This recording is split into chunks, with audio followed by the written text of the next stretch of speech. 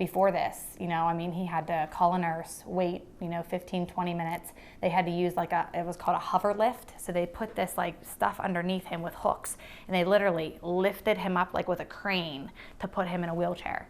And I mean, this is somebody who played Division I college football, who hit people who are now in the NFL. I mean, he was, and will be again, an amazing athlete. And, he couldn't even get out of bed.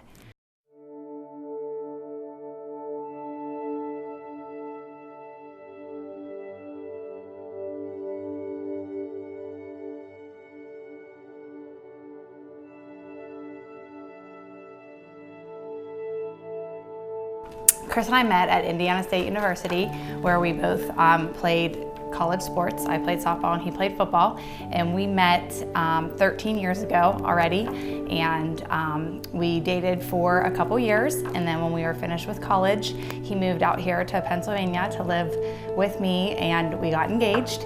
And then we stayed engaged for a couple years, and then we got married in 2008, which was a wonderful event. And then we were living our happy married life, and we did not have Kenley for 6 years. After we got married, we got our master's degrees, enjoyed life, and did things like that. And then we had Kenley in 2014. So, and then we had Skylar just in September. So those are our little girls, and that's what our life is now. Kris and I's lifestyle was very active. Kris is a health and physical education teacher, of course, and a strength and conditioning coach at Olsh, so he was always very active. And of course, both of us being college athletes, that was just a huge part of our life. I had Skylar, like I said, in September, and so after I had her, we were really motivated to, get back and make sure we were staying in shape and everything. So actually, before this happened, we were in fantastic shape. We both had lost a lot of weight and were putting on muscle and eating very well and everything before his diagnosis.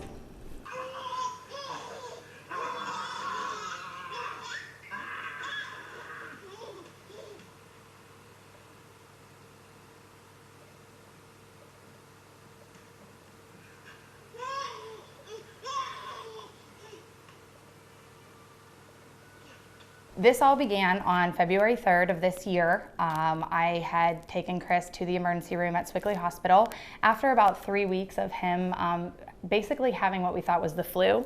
He was very tired, weak, didn't really have much of an appetite, had some joint pain, which we thought just came from his weightlifting and our active lifestyle. And so on February 3rd, when I had taken him to the hospital, he had had about 30 pounds of swelling from head to toe all over his body, so that's how we knew something was really wrong. We stayed at Swickley Hospital for about 6 days. They did a kidney biopsy and ran all kinds of tests.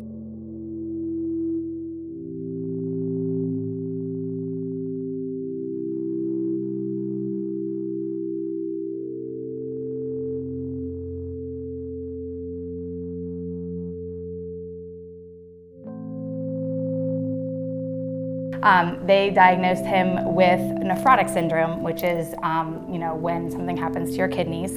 And then from there, the kidney biopsy showed a lot of the markers for lupus. And we were shocked because lupus normally runs in women and older women, and so we were shocked that he would have a diagnosis like that. But that's what they had told us, and that's kind of where we started from. And we had gotten the diagnosis, and we were told what we were going to do to get him home from Swickley Hospital. But in the meantime, while he was still at Swickley, he developed an infection, and the infection moved into his colon within about a week's time of us being there. So then we were rushed to Allegheny General Hospital, where we spent the last almost 4 months of him just battling one infection after the next.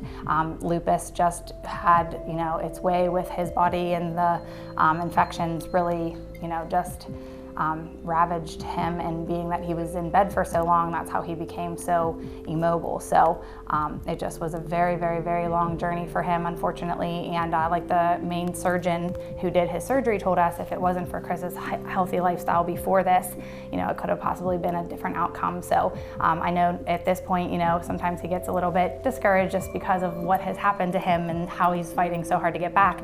But I try to tell him that because of the way his lifestyle was previously was what got him to this point and was able to get him through this. We've been saying, together we get stronger, because you never know when something like this could happen. I mean, Kris and I were young, we have 2 little kids, very healthy, and for something like this to come into our lives, you know, I wondered why, and you know, we just aren't, you know, God has a plan, so that's, you know, we're very one with our faith, and we just, you know, pray that, you know, things from here on out will get better. That we always say, together we get stronger, and every single day that we have made it through this already the past 5 months, and for the rest of our lives, we're just going to get stronger and use this as something that never take any, not even a second of your life for granted.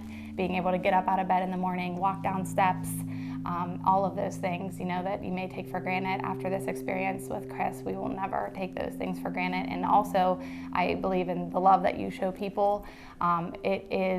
Can be taken away from you so quickly. So love hard. You know, we weren't sure. There were some really dark valleys.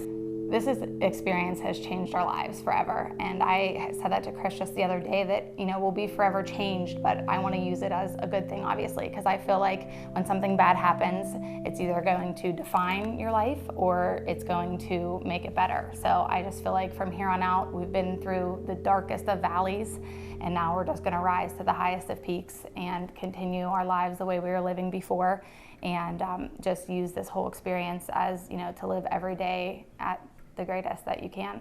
The past 5 months, I have been obviously living, you know, without Kris here. So if it was not for my family, especially my mom and my sister, who have literally stopped their lives to help me take care of the girls and myself, and, you know, the work family that I have at school, and people of, you know, our neighbors and everything too, that have taken care of us, I honestly say that I don't know that I could have gotten through some of those times.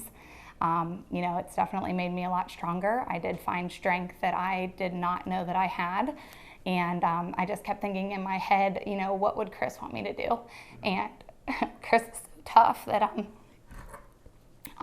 know he would have said to me, you know, keep going, Tiff, keep our family together, because I'll be home at some point. And I took a lot of pride in being able, after, you know, the point that we're getting close to having him home, to being able to say to him, you know, babe, I held it together. I, you know, raised our girls, and I kept everything running while I took care of him as well. And I know he'd be super proud of me for that.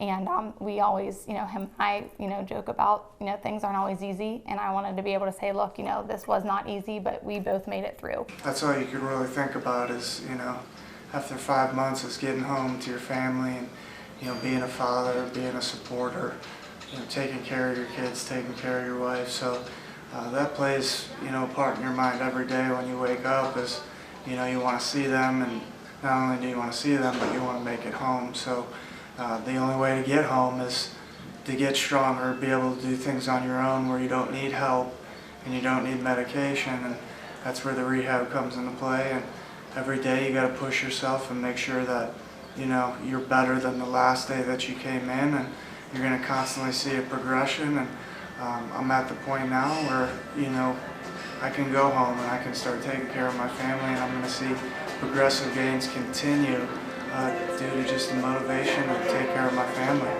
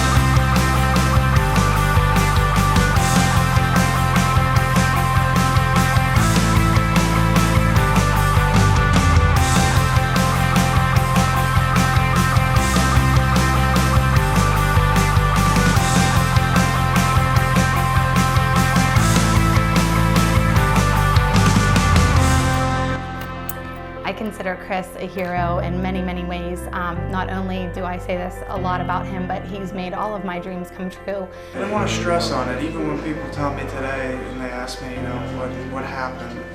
It's just a simple answer, lupus, and I'm moving forward because I want to be positive. I feel like if you're constantly thinking about what happened to you, it's gonna affect you mentally. It's gonna cause you to, possibly be scared of progress and think that, you could possibly be hindered by that ailment once again. So I don't like to think about it too much. I only like to think about the future and my family and getting stronger and better.